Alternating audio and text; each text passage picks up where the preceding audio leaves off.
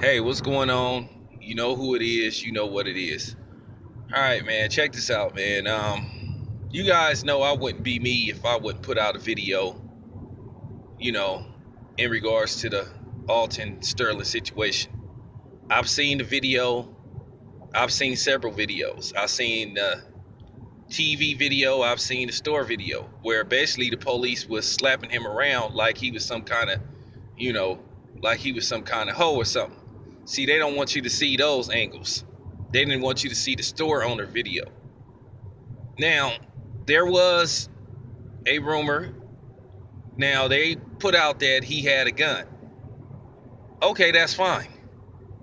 But at the same time, whether he has a gun or not, you still don't shoot a person unless you see him actually pull out a gun and fire a gun. But then I've seen the situations where white people walk down the street with guns out in the open and nothing happened to them. Where they had black guys walk down the street. Look at the demonstration of the video that happened in Nevada, where they was demonstrating the difference in how police treat certain situations. You know, they had a white guy walk around with a automatic weapon. The police randomly got out their car like, hey, no big deal. Hey, why you got the gun? And they told him maybe he should go, you know, go home and just get out the streets. And then they did the same thing with a black dude. The black dude, they pulled up on him, told him to get on the ground, pulled out their weapons, and was ready to shoot the dude. Now, as far as the black dude go, I wouldn't even have put my life in risk for doing something like that. I wouldn't have put my life at risk for doing that because he damn near got killed. Now, you always get these white motherfuckers, and I'm just going deep with this shit. You get these white motherfuckers that try to say there's no difference on how the police treat other nationalities, when obviously it is. Because there's very few cases where the police shoot white guys, unarmed white guys. Shit. There's rarely situations where they shoot armed white guys. They try to shoot them in the leg. You know, try to subdue the dude whatever way they can without killing the dude. But the black dude, kill his ass. Gun him down, murder him, whatever. Do whatever it takes, send him to the morgue. So we don't get that chance. So, like I said, the police, all they did was vindicate and prove Jesse Williams, what he said was accurate. And while you got all these motherfuckers trying to get him fired for telling the motherfucking truth, 18,000 people have came for trying to get this dude removed from Grey's Anatomy. 18,000. What kind of shit is that? Trying to get this dude fired. Okay.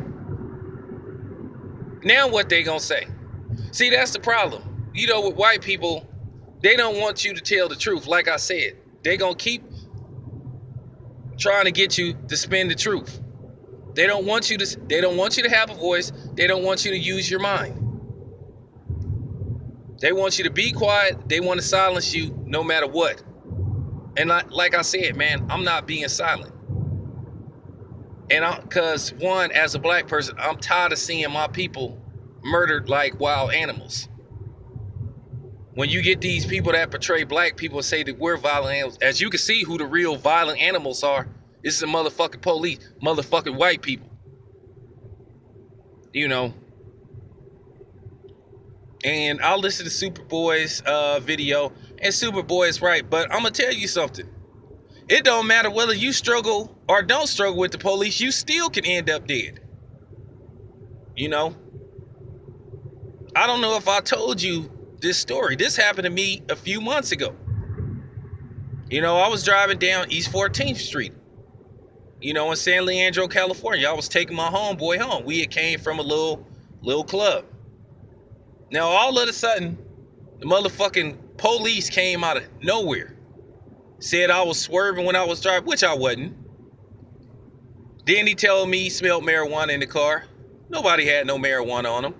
So, you know, he have us sitting by the car. He's sitting on the passenger side of the car, got his hand on his holster and asking us who we are. So my homeboy said, look, I'm finna reach for my wallet and get my ID out. Don't shoot me. So the police trying to play that role. Why would I shoot you? And we gave him that look like, come on, man. You know why. So then he took us out the car. He made me get out the car. He made me take the drunk person test. And he could clearly see I wasn't drunk. And he told me to leave. And see, those type of situations, when you run into a policeman, and I'm telling you, as a black man, I'll try to obey all laws.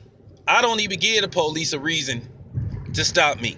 I don't look at them when they pull up beside me. I don't make eye contact with them. I don't do none of that shit. Because I'm going to tell you, if you a black woman that's married to a black man, if you a black man listening to this video, if you a young black man, it don't matter whether you age 15 or age 55. There is a chance that if you run across the police and you make one wrong move or say something that they don't like, there's a possibility that you may not come home. And that's where we are at this point with the police. There is actually a chance if you a black man and you get stopped by the police, you may be murdered. And you should fear, and I'm serious. I'm not bullshitting. I'm not being funny. If you are pulled over by the police and you black, you should fear for your life. You might need to start saying a prayer because you possibly will be shot. If you say something that they don't like or you make one wrong move. And the problem with it is, more than likely, 9 out of 10, the cop is going to get away with it. Now, we already know that most of these media outlets, the predominantly white controlled media, is going to try to put a spin on us. We already know Fox is going to be ready. We already know people like, Tommy Loren and those type of people, the so-called liberal, they're going to have an excuse. They're going to say, well, he's a career criminal, and what was the police supposed to do? And he had a gun on him, and they reacted. It was a judgment call and the right decision. And then you're even going to get some of these idiots that's going to come on my channel and try to justify that dude being shot. But I ain't going for it. You can believe that. It's going to go in one ear and out the other. The proof is in the motherfucking pudding. This happens too much. Whether it be Oscar Grant, whether it be Eric Gardner, whether it be Mike Brown, whether it be these type of situations. We need to stop playing these games and stop lying to each other. Well, it's not us lying. We already know who the motherfucking liars is. We already know who the people trying to play spin, trying to say that this isn't going on. Because I'm going to tell you something. This is a problem that's been going on since forever. This shit just didn't start recently. It's been going on pretty much forever. With the police not knowing how to interact with black people, murdering black people. I've said this before, and I will say this again. To be honest with you, they need to segregate the police force. And I'm serious. I don't want to hear this shit about, we all are one, because we're not. We're not equal. We're not treated fair.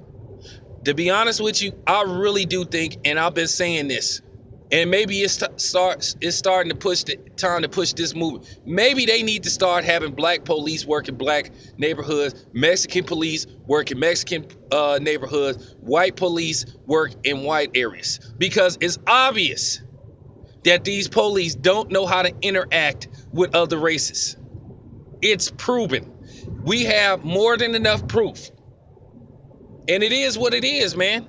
I don't care if you get mad, because I'm going to tell you, this happens a lot in Oakland. Oakland, California itself is having a scandal with police sending out racist tweets to each other. And then also another scandal that local police officers out of San Francisco and Oakland PD was passing around a thought. Dig it up. Police corruption in Oakland. So let's not pretend that these situations are not happening. Because like I said, we all know We all know it's going on, and it's going to continue to happen, because more than likely people are not going to stand up. People are not going to take down these cops. People are scared to convict cops in all likelihood. And that's the damn problem. These type of situations are going to continue to happen. And I'm going to tell you something. That's one of the real reasons why they try to make it hard in certain places to acquire guns. You know, certain cities, they try to, you know, certain areas, especially in California, they know it's a lot of minorities in California. That's why they got all these gun laws out, these, to me, act of God gun laws, where these people try to play play the God and guns position. Y'all gotta understand, a lot of these rules and regulations are aimed at certain races. Because until the Black Panthers came about, you pretty much had the same gun rights that you had in those places like Texas and other places. But because of the Black Panthers, because they didn't want black people having the same gun rights as white people, they changed the rules. They changed the laws. The gun laws that they restricted in California was strictly aimed at the Black Panthers and black people. So you cannot tell me that race doesn't play a role in this shit, when it obviously does. And I'm serious. If you one of these smart aleck white motherfuckers that's listening to this video, how can you sit up with a straight face and try to tell a bold-faced lie that black people are treated fair in this country, and that black people are treated fair by the police? We're treated fair by the justice system, when evidence shows that we're not. I can name several cases. I can go on forever. I can do a 4-hour video about incidents of white privilege, where white people do the same crime as a black person. They may not even get time, or they get little to no crime. We just seen a case where a white dude raped 2 women and got away with it. Pretty much. That's pretty much what he did. He got away with it. Didn't nothing happen to him. Not a damn thing happened to the dude. Pretty much got 1 day in jail and some damn probation. Let that have been me that had did that. Let me have raped a white, any kind of woman, let alone a white woman, while she was unconscious and drunk. I guarantee you they'd throw my black ass under the jail cell. But see, that's the type of world we live in, where it's unbalanced. As long as one group of people is the shot callers and control everything, it'll never be fair. And they want to keep it that way. So that's, as far as, Alton Sterling go, that's very sad, man. And it hurts me to see his son breaking down like that. This man was selling fucking bootleg CDs and DVDs, and now this man's dead. Another black child without a father. Another young black man that's gonna have to grow up without a father. I'm out.